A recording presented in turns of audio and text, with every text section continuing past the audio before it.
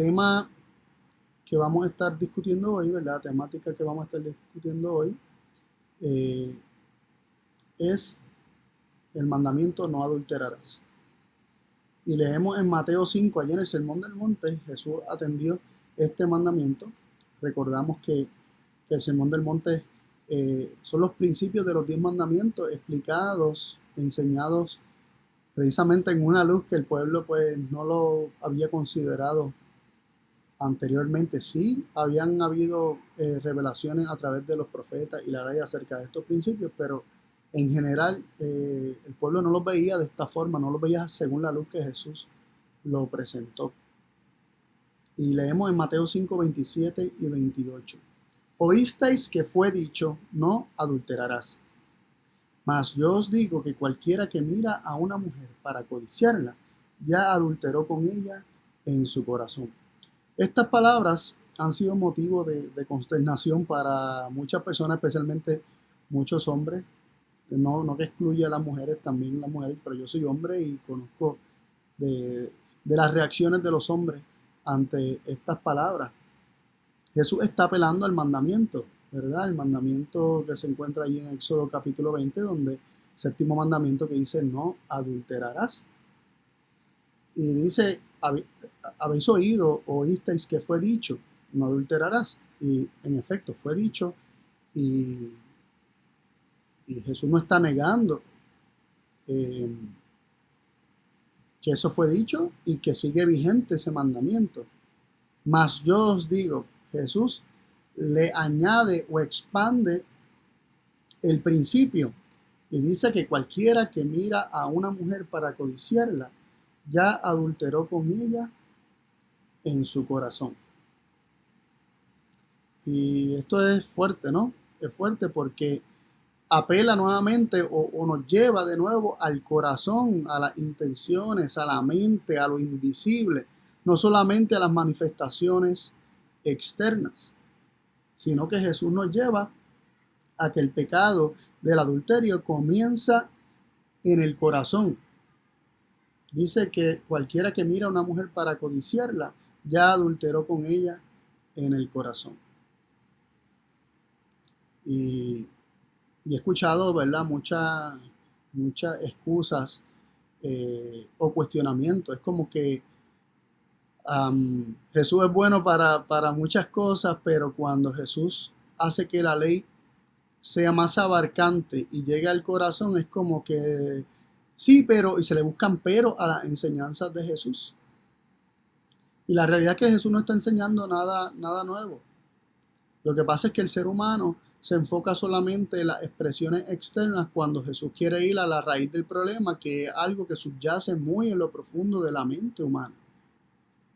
Diariamente nosotros elegimos si le permitimos a Dios escribir su ley en nuestros corazones, que se refiere en nuestra mente, ¿verdad? O elegimos que nuestro pecado sea escrito y sea grabado en las tablas de nuestro corazón, ¿verdad? O nuevamente en nuestra mente. Aquí Jesús está apelando a la codicia y está diciendo que esto es un proceso por el cual uno peca en el corazón. Y vamos a estar expandiendo un poquito acerca de esta codicia que ocurre en el corazón. Sin embargo, yo quiero que consideremos la forma tradicional y también considerar algunos versículos que nos podrían apuntar hacia la manifestación externa. Por ejemplo, hay muchos versículos en el Antiguo Testamento, específicamente en la Torá, en el Pentateuco, en los primeros 5 libros, los escritos de Moisés, donde se nos presenta el adulterio como un acto que se perpetra, como un acto externo que ocurre entre un hombre y una mujer, ¿verdad? Y se describen diferentes formas en que esto se puede dar. Sin embargo, la manifestación externa o la ejecución de un acto externo no excluye el hecho de que el pecado pueda estar en el corazón. De hecho, esa es simplemente la expresión de que el pecado ya estaba en el corazón y en la mente humana, ya era algo que estaba abrazado en el corazón antes de que se ejecute. Y por ejemplo, hay muchas descripciones de cómo una relación matrimonial es adulterada o cambiada de su propósito original. Dios creó al hombre y dice que varón y hembra los creó. Y Dios los juntó y dijo que lo que Dios juntó no lo separe el hombre. Y cualquier adulteración, cualquier cambio, y serán una sola carne, ¿verdad? Y dejará al hombre a su padre, a su madre, y se unirá a su mujer, y los dos serán una sola carne. Este proceso por el cual el hombre y la mujer llegan a ser uno, ¿verdad? No debe ser adulterada, no debe ser cambiada. Y cualquier cambio a esta descripción de lo que es el matrimonio en la palabra de Dios viene siendo una adulteración. Esto implica la inserción de un tercero. La inserción de un tercero ya dentro de una relación matrimonial ya viene siendo una adulteración. Y eso es una de las muchas posibles expresiones o manifestaciones de el adulterio. Sin embargo, volvemos a enfatizar el hecho de que todas estas manifestaciones comienzan en el corazón, comienzan como un proceso de codicia, no es solamente el acto carnal. Sin embargo, hay versículos que nos dan la impresión que es simplemente el acto carnal. De hecho, yo he escuchado a predicadores decir que el adulterio, solamente adulterio cuando se concreta un acto carnal. Y he escuchado a hermanos de iglesia decir que no hay problema con mirar o con tener ciertos pensamientos, que el problema está en llevarlos a cabo. Y si bien es cierto que a tu mente pueden llegar pensamientos, también es cierto que el ser humano elige alimentar esos pensamientos o rechazarlos inmediatamente. Y lo que se entretiene y sobre lo que se espacia la mente eventualmente va a llegar a manifestarse. Levítico 18:20, uno de esos versículos que se han utilizado como para decir que solamente el acto externo es el quebrantamiento de la ley de Dios o el mandamiento, que dice Levítico 18:20, además no tendrás acto carnal con la mujer de tu prójimo contaminándote con ella. Así que este versículo lo he utilizado muchas veces como para definir lo que en realidad es adulterio, aunque si nosotros leemos Levítico 18 con cuidado, nos damos cuenta de todas las formas o de muchas de las formas en que se puede adulterar la relación matrimonial. Así que esta no es la única manifestación, sin embargo, tiende a utilizarse este versículo para enfatizar que solamente es en los actos externos y carnales donde se quebranta el mandamiento. Sin embargo, Jesús claramente nos está diciendo que ya pecó aquel que codició en su corazón a una mujer. Digo que miró a la mujer para codiciarla. No que la miró, sino que la miró para codiciarla. Más adelante vamos a estar hablando acerca de eso. Porque hay una diferencia. Cuando tú hablas con personas, tú las miras, tú estás mirando a la persona. El problema está en la codicia, ¿no? Y más adelante vamos a hablar de eso. Ahora, Salmo 119:96 nos dice lo siguiente: a toda perfección he visto fin. Ancho sobremanera es tu mandamiento. Ancho sobremanera es tu mandamiento. Y aquí David está diciendo: a toda perfección he visto fin. Es decir, todo lo que nos parece perfecto tiene un fin. Sin embargo, el mandamiento de Dios, David lo está viendo como si no tuviera mandamiento. Es como que es tan ancho, es tan abarcante que ponerle límites es muy difícil, es muy complicado. Dice: ancho sobremanera, amplio sobremanera es tu mandamiento. Los mandamientos, los principios de los mandamientos de Dios a los que apela son tan anchos que abarcan mucho más allá que simplemente un acto externo. Así que quisiera que consideráramos algunas instancias en las que poco a poco el principio de, de, de que el pecado comienza como un proceso de codiciar con los ojos, de mirar para codiciar, eh, ya implica pecado y no solamente el acto carnal en sí mismo. Nos dice Job 31, vamos a leer el versículo 1, vamos a leer el versículo 9 y luego vamos a leer el 11 y el 12. Dice Job 31:1, hice pacto con mis ojos. ¿Cómo pues había yo de pensar en virgen? Miren qué interesante. Job dice que hizo pacto con sus ojos y conecta los ojos con el pensamiento, ¿no? Lo que uno contempla con los ojos, de alguna manera se puede quedar en la mente, en los pensamientos, y se le puede dar pensamiento a lo que se ve con los ojos. Así que él dice que hizo un pacto con sus ojos y cuestiona, ¿cómo habría yo de pensar en virgen? Así que él está aquí cuestionando, él está aquí cuestionando lo que sus ojos ven y lo que su mente piensa, y le está aplicando un valor moral, o sea, está haciendo una valorización moral acerca de lo correcto o incorrecto de este asunto. En este caso está hablando claramente de que es incorrecto que sus ojos y su mente se detengan en una virgen, en una doncella. Ahora no se queda ahí. En el versículo 9 expande y no solamente dice él, que era un hombre casado, mirar a una mujer, una doncella que soltera y joven. Dice en el versículo 9 que también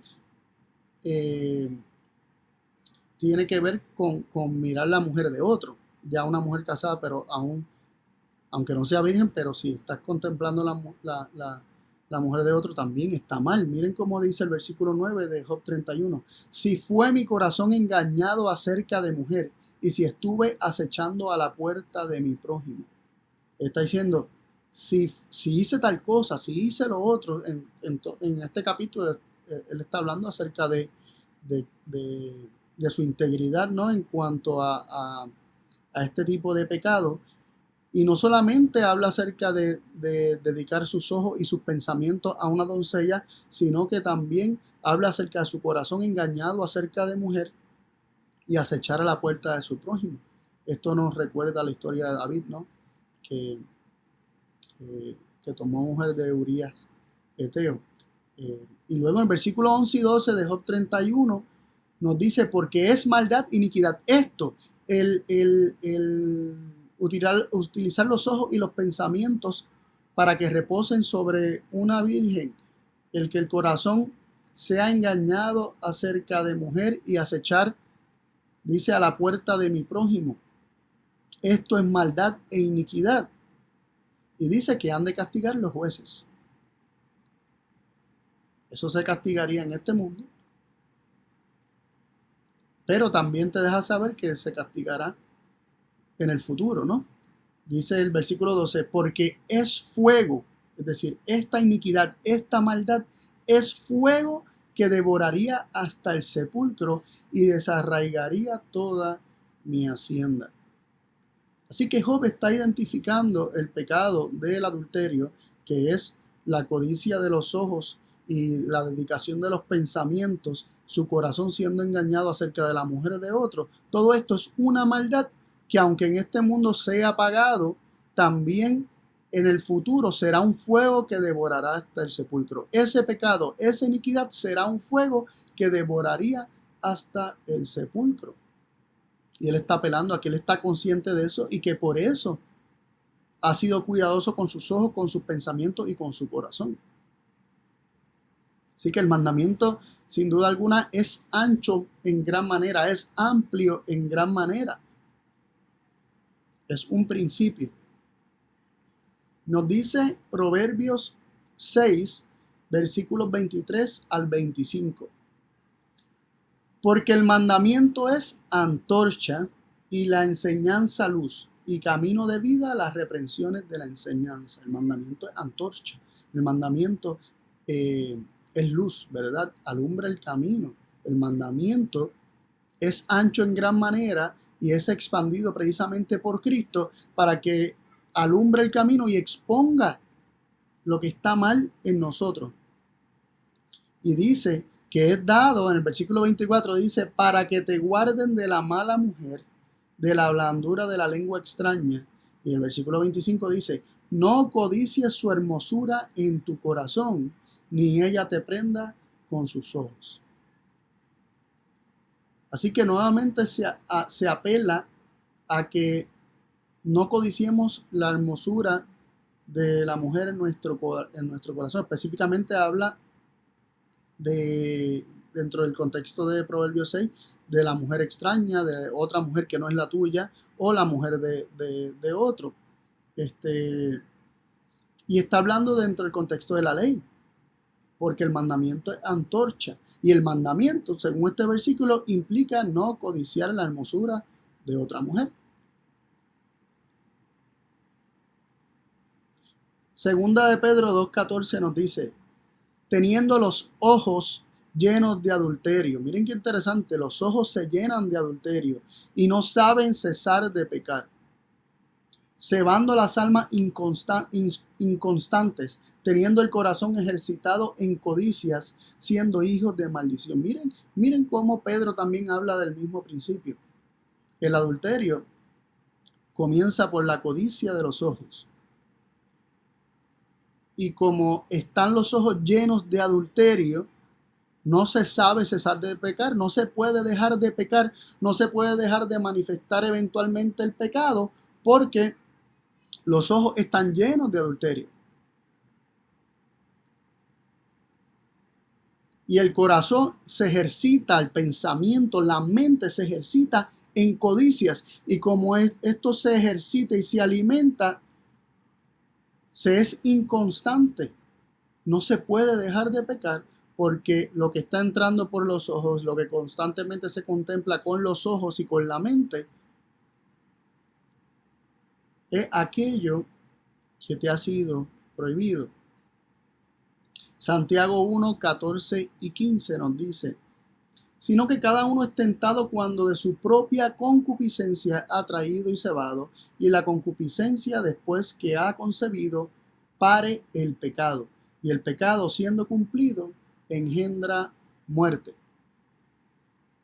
Aquí se nos dice que nosotros somos tentados de nuestra propia concupiscencia.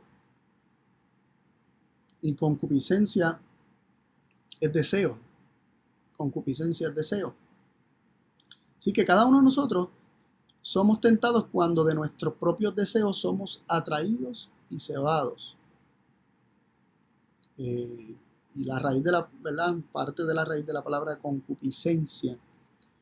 El cupi viene de cupio, que viene Cupido. Cupido no es un dios del amor, es el dios de hecho es Eros, ¿no? Es Cupido según los romanos, es Eros según los griegos, y es el dios del deseo. Es el dios del deseo, no del amor desinteresado, sino de lo que yo deseo para mí, lo que yo deseo tener.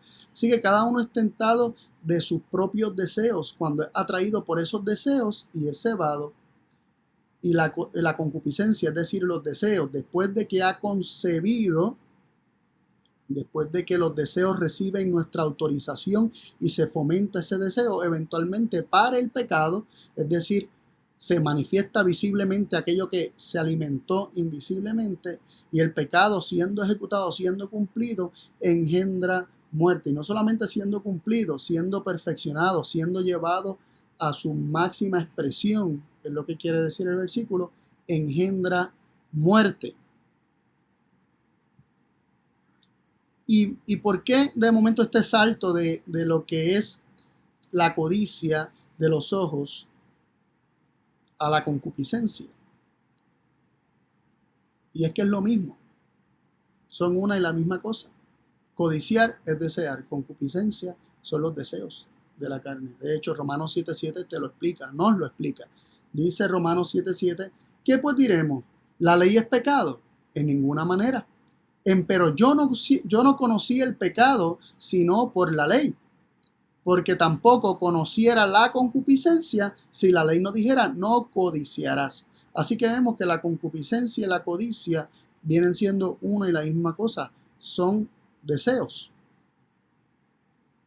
Y el uso que se le da en la Escritura, especialmente en el Nuevo Testamento, es prácticamente sinónimo, lo que es concupiscencia, codicia, deseo. Y esto quiere decir que no podemos codiciar nada, que no podemos desear nada. ¿Querrá esto decir que el problema con nosotros es que deseamos? ¿Será que tenemos que hacer como sugieren algunas religiones orientales y suprimir todo deseo que existe en el corazón? ¿Acaso no hay deseos buenos y hay deseos malos? De hecho, en 1 Corintios 10:6 nos dice, pero estas cosas fueron en figura de nosotros para que no codiciemos cosas malas como ellos codiciaron. La forma en que está expresado este versículo implica que se pueden codiciar cosas buenas. De hecho, la palabra que se utiliza aquí para codiciar es traducida en muchas instancias en el Nuevo Testamento como desear cosas buenas, como desear aquellas cosas que Dios tiene para nosotros.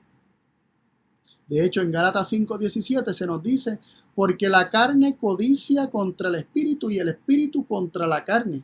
Y estas cosas se oponen la una a la otra para que no hagáis lo que quisierais. Es decir, la carne, hay unos deseos que son de la carne y hay unos deseos que implanta el Espíritu de Dios en nuestro corazón. El deseo de las cosas santas, puras, perfectas, las cosas virtuosas sobre las cuales debemos pensar, como nos dice la Escritura, son deseos buenos que vienen de Dios y que son puestos en nuestro corazón por medio de su Espíritu. Pero de nuestra propia carne, desprovistos del Espíritu, solamente hay codicias que son contrarias al Espíritu de Dios, que son contrarias a su ley, que son contrarias al fruto, ¿verdad? Y son contrarias al carácter de Dios a fin de cuentas. Así que sí, hay codicia buena y hay codicia mala. Hay codicias que son del Espíritu y hay codicias que son de la carne. Hay deseos que provienen del Espíritu de Dios y que son implantados ahí, pero esos deseos son en toda justicia y esos deseos jamás van a quebrantar la ley de Dios. Sin embargo, los deseos y la codicia que son de la carne siempre van a ser contrarias al fruto del Espíritu, siempre van a ser contrarias porque estas dos se oponen una a la otra. La palabra que se traduce por codicia en el Nuevo Testamento o como concupiscencia en algunas instancias y como deseo en otras, aún la palabra concupiscencia no necesariamente siempre es la misma, pero contiene la misma raíz, es Strong, del diccionario Strong, la G1937, y dice que significa establecer tu corazón sobre algo. O sea, es como meditar sobre algo, desear algo. Dice justamente o en forma contraria. O sea, tú puedes desear algo, aún la palabra que se traduce por codicia implica desear algo, poner tu mente y tu corazón sobre un pensamiento. Puede ser algo justo, puede ser en forma justa, pero también en forma contraria, que es injusta, que implicaría injusticia. Y luego también te da las definiciones de codicia y deseo, esa misma palabra. Y es bien interesante cómo se nos presenta que aún los ángeles desean ¿verdad? Y utiliza la misma palabra y dice que los ángeles desean mirar estas cosas, ¿no? Cosas que se nos han revelado a nosotros son cosas que aún los ángeles desean mirar y contemplar. Está hablando de los ángeles de Dios. Y he utilizado esta palabra en múltiples instancias donde esa codicia no implicaría nada malo. Sin embargo, esta codicia de los ojos que nada más el hecho de tenerlo implica pecar, el alimentar esa codicia y esos deseos, el autorizar a la mente a descansar sobre esos deseos y esos impulsos de la carne, implicaría pecar, es descrito en la Biblia de forma interesante. Nos dice en 1 Juan 2:16, porque todo lo que hay en el mundo, la concupiscencia de la carne, es decir, los deseos de la carne, la concupiscencia de los ojos, los deseos de los ojos y la soberbia de la vida, ¿verdad? El orgullo, la arrogancia de la vida, no es del Padre, mas es del mundo. Y no vamos a detenernos en las tres instancias que queremos enfocarnos en lo que es la concupiscencia de los ojos, siendo la concupiscencia deseo, siendo la concupiscencia codicia. Vemos que eso es lo que hay en el mundo, eso es lo que está en la carne, eso es lo que está en cada uno de nosotros de forma natural, si nosotros no tuviéramos el Espíritu de Dios que implanta en nosotros buenos deseos y aspiraciones a una justicia mayor que la propia, que es trapo de inmundicia. En Génesis 3:6 tenemos un ejemplo de esa fundación del mundo, de la fundación de esos principios, de cómo se insertan esos principios en nuestra naturaleza. Y vemos que vio la mujer que el árbol era bueno para comer y que era agradable a los ojos y árbol codiciable para alcanzar la sabiduría. Y tomó de su fruto y comió y dio también a su marido, el cual comió así como ella. En este momento se inserta lo que es la concupiscencia de los ojos en nuestra raza humana. La mujer vio y codició el árbol para alcanzar sabiduría, según ella entendía, ¿no? Según le pareció a sus ojos y a su criterio. Y aquí queremos, ¿verdad?, detenernos para explicar un poco lo que está ocurriendo. En Génesis 2:17, Dios le había dicho al hombre que comería de, ¿verdad? Del versículo 16 y 17 está diciendo, puedes comer de todos los árboles menos del árbol de la ciencia del bien y del mal. Así vemos que Dios no le dio ese árbol para que fuera su alimento. Dios le dio todos los árboles menos ese. ¿Y qué implica la codicia de los ojos? Implica el deseo de tener aquello que no te fue dado.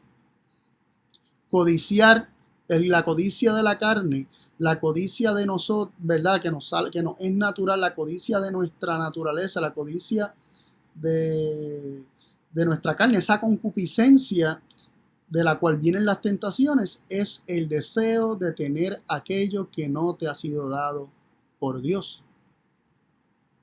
Y en este caso, aplicado a lo que es el matrimonio y la santidad del mismo y el principio de no adulterarás, implica que cometemos el pecado de dañar nuestra relación y el plan de Dios para el matrimonio cuando nosotros codiciamos aquello que no nos ha sido dado a nosotros. En primera instancia, si estamos casados y codiciamos a otra mujer que no fue la que Dios me dio, estamos cometiendo el pecado de adulterio, porque estamos codiciando aquello que Dios no nos dio. Y en segunda instancia, si no estuviéramos casados y tampoco Dios nos ha dado a esa persona y la codiciamos, también en principio es lo mismo. En principio es lo mismo. Codiciar, la codicia de la carne es de la carne y se está en la carne y no en el espíritu. Si estuviéramos casados o solteros y codiciamos la mujer de otro, que fue la que Dios le dio a otro y no me la dio a mí, también en principio estamos quebrantando el mandamiento, porque así fue como comenzó el pecado. El comer del fruto fue simplemente la expresión final del juicio que Eva determinó. Ella alimentó unas cosas por medio de los ojos y codició y eventualmente lo manifestó. Dice que ella tomó de su fruto y comió y dio también a su marido, el cual también comió así como ella. Eso fue solamente la expresión de, en primera instancia, alimentar la codicia en su corazón. Y a eso es que Jesús nos quiere llevar. Jesús no se enfoca solamente en las manifestaciones externas. Él quiere que nosotros logremos identificar que esto es un principio, o sea, que nuestras acciones son solamente la expresión de lo que nosotros albergamos en nuestra mente y lo que permitimos que sea alimentado en cada uno de nosotros. Y Jesús quiere ir a la raíz del pecado, porque es como único se puede cortar este veneno en nosotros, es de raíz. Es parando los pensamientos, es apartando nuestros ojos. Y únicamente la gracia para hacer esto viene cuando nosotros le permitimos al Espíritu de Dios y ¿verdad? Dar fruto en nosotros, cuando nosotros permitimos que los principios que Dios nos está tratando de enseñar sean atesorados en el corazón. Esto solamente ocurre, o sea, este cortar de raíz con el problema que está en nuestro corazón y que está en nuestra carne y es parte de la concupiscencia que está en nosotros, como dice Pablo, el mal que mora en nosotros solamente puede ser vencido y resistido por la recepción del Espíritu de Dios. Si nosotros recibimos el Espíritu de Dios y permitimos que la ley de vida o la ley del Espíritu de vida, como dice Romanos capítulo 8, que está en Cristo Jesús, sea recibido y gobierne nuestra vida, tenemos la victoria sobre nuestra concupiscencia natural, carnal, que se opone al Espíritu de Dios. O alimentamos y le damos rienda suelta y autorización y permiso a que la concupiscencia de nosotros se espacíe en todo lo carnal,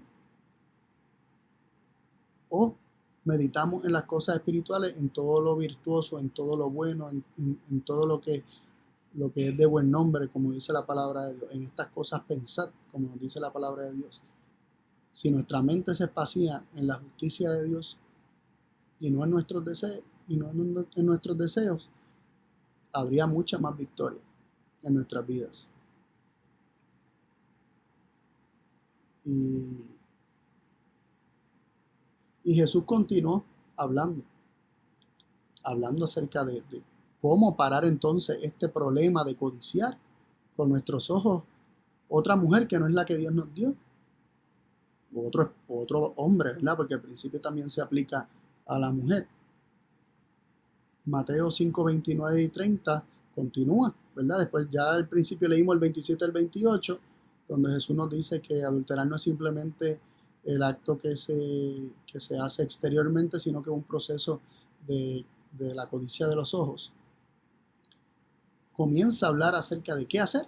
Dice, por tanto, si tu ojo derecho te fuere ocasión de caer, sácalo y échalo de ti, que mejor te es que se pierda uno de tus miembros que no que todo tu cuerpo sea echado al infierno.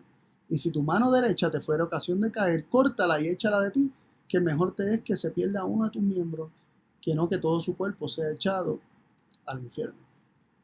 Y hago la pregunta, ¿querrá Jesús querrá decir que nos mutilemos? Que si mi problema es lo que veo, que eso alimenta ciertas cosas en mí, pues me tengo que sacar los ojos literalmente. Que si mi problema es, por ejemplo, que soy violento, me tengo que cortar las manos para no hacer violencia físicamente contra los demás. Recordemos que Jesús está hablando de un problema que viene desde el corazón. Por lo tanto, Jesús está utilizando esto como una figura para que nosotros entendamos que lo que hay que disciplinar y que lo que hay que cortar y desde dónde hay que cortar es un asunto más espiritual y más interno que simplemente las cosas externas. Por ejemplo, Pablo dice en 1 Corintios 9:27 lo siguiente: antes hiero mi cuerpo y lo pongo en servidumbre, no sea que habiendo predicado a otros yo mismo venga a ser reprobado. Pablo se daba a sí mismo, ¿querrá él decir que él se daba a sí mismo y sería la mano por ser violento, o se daba en los ojos por estar mirando hacia el lado, hacia la mujer de otro? ¿Es eso lo que quiere decir él? Dice Colosenses 3:5, amortiguad pues vuestros miembros que están sobre la tierra, fornicación, inmundicia, malicia, mala concupiscencia y avaricia, que es idolatría. ¿Querrá esto implicar que tenemos que mutilar nuestro cuerpo y cortar? No. Recordemos que el problema es más interno, es un problema mental. ¿Y qué quiere decir esto? Pablo mismo explica en otras instancias lo que implica esta amortiguación de los miembros y el herir su cuerpo y ponerlo a servidumbre para él mismo no caer en aquellos pecados que él ha identificado como dañino al hombre. En Romanos 6:6 Pablo nos dice, sabiendo esto, que vuestro viejo hombre juntamente fue crucificado con él para que el cuerpo del pecado sea deshecho, a fin de que no sirvamos más al pecado. Aquello que debe ser cortado, que debe ser desechado, que debe ser rechazado, es nuestro cuerpo del pecado. Es la carne, para no servir más al pecado. Nuestro viejo hombre es lo que debe ser crucificado. Nuestro viejo hombre es a quien se le tienen que sacar los ojos, a quien se le tienen que cortar los brazos. Ese es a nuestro viejo hombre. Nos dice Romanos 8:13, porque si viviereis conforme a la carne, moriréis. Mas si por el Espíritu mortificáis las obras de la carne, viviréis. Aquí se nos dice cómo es que se mortifica, cómo es que nosotros desechamos esa carne, cómo es que amortiguamos o herimos el cuerpo del viejo hombre. Nos dice Pablo que es por medio del Espíritu que se mortifica las obras de la carne.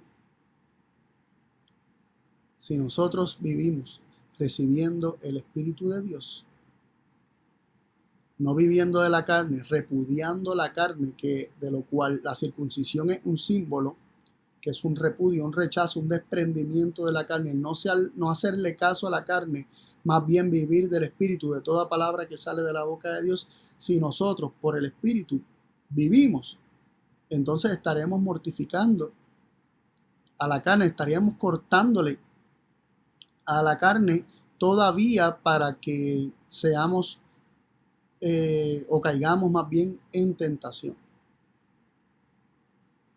Jesús dijo que el príncipe de este mundo nada tenía en él, porque el príncipe de este mundo, aunque tentó a Jesús, y Jesús en efecto fue tentado y podía, y si había una tentación es porque podía caer. Él vivió de toda palabra que sale de la boca de Dios, y la palabra de Dios es espíritu y es vida, y como vivió de toda palabra que sale de la boca de Dios, siempre recibiendo y atesorando esa palabra en el corazón, todas las vías por las cuales el enemigo podía acercar a Cristo fueron cerradas en todo momento. Por la fe y por el escudo de la fe, Cristo siempre apagó todos los dardos del enemigo. Y la fe es la recepción de la palabra de Dios, es creer esa palabra de Dios.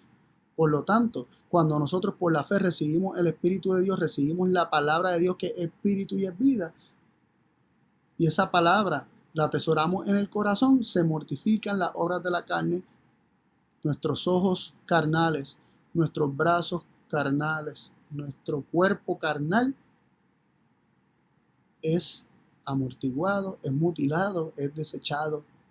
El viejo hombre es desechado por el nuevo hombre que recibimos al recibir el Espíritu de Cristo. Nos dice Gálatas 5:24, porque los que son de Cristo han crucificado la carne con los afectos y concupiscencias. Y los que son de Cristo son aquellos que se han vestido de Cristo, que han recibido su Espíritu.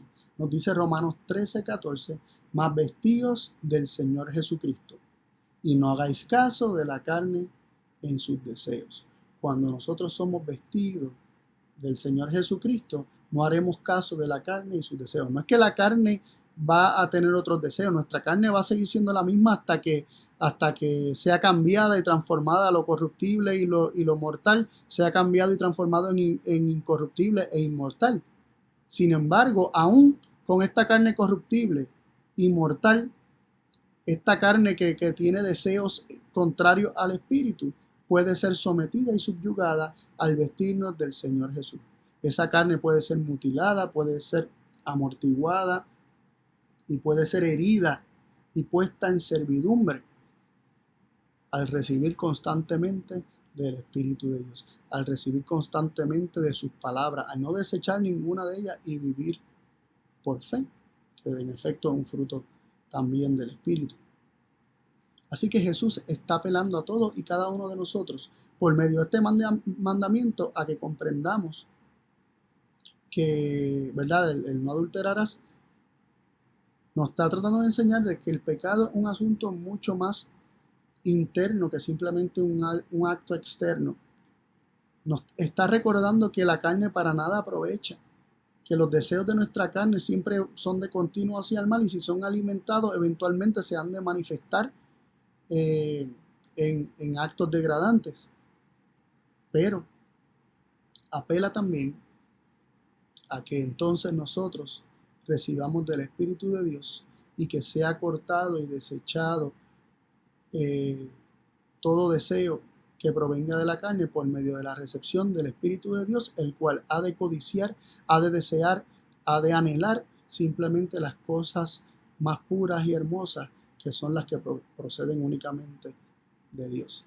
Que el Señor nos ayude a que en nuestro caminar por su Espíritu podamos identificar qué cosas son, cuáles son los deseos que están surgiendo de nosotros, si son realmente deseos implantados por Dios o si son deseos de la carne, y si los logramos identificar inmediatamente como deseos que no proceden del Espíritu de Dios, pidámosle a Dios fuerza para desecharlo y busquemos en la palabra de Dios, pidamos recibir más palabra de Dios para que entonces nuestra mente repose sobre las cosas espirituales y sobre todas esas cosas en las cuales hay virtud, y desechemos el viejo hombre que para nada aprovecha. Espero que haya sido de bendición y que Dios nos bendiga a todos.